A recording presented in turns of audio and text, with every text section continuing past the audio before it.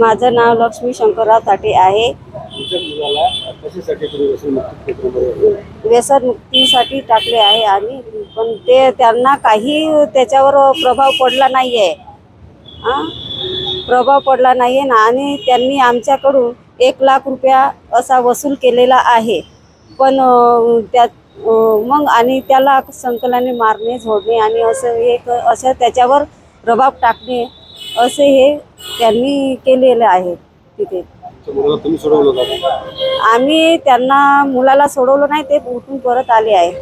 उठून परत आला आहे मुलगा, व्यसनमुक्तीतून उठून परत आलेला आहे।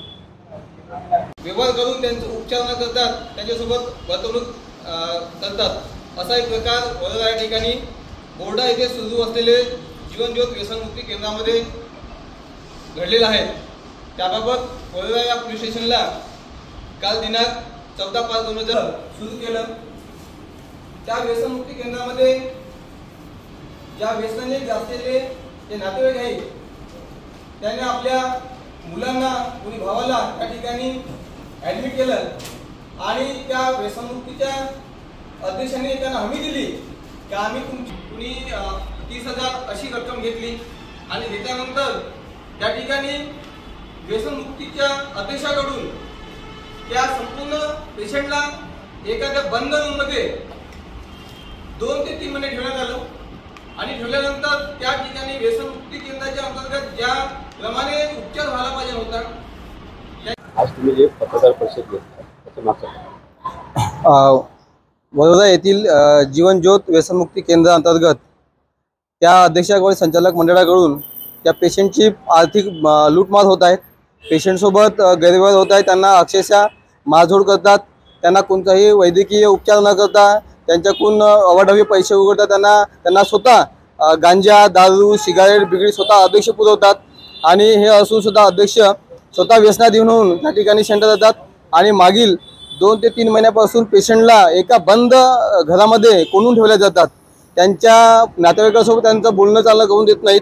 हा संपूर्ण प्रकार जेव्हा पेशंटला माहीत झाला तेव्हा अक्षरशः त्यांच्याकडून सुटका करण्यासाठी सगळे पेशंट पळून आलेत आणि पेशंट पळून आल्यानंतर त्यांनी स्वतः वैयक्तिक वडोदरा पोलीस स्टेशन ठिकाणी तक्रार दाखल केली आहे।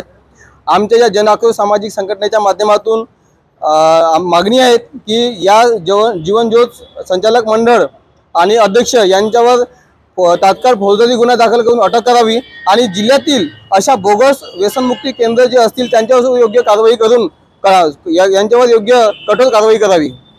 माझं नाव लक्ष्मी शंकरराव ताटे आहे। व्यसनमुक्तीसाठी टाकले आहे आणि पण ते त्यांना काही त्याच्यावर प्रभाव पडला नाहीये। प्रभाव पडला नाहीये ना, आणि त्यांनी आमच्याकडून 1 लाख रुपया असा वसूल केलेला आहे।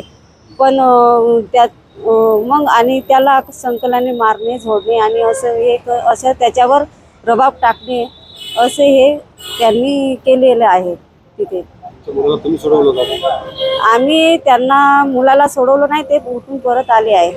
उठून परत आला आहे मुलगा, व्यसनमुक्तीतून उठून परत आलेला आहे।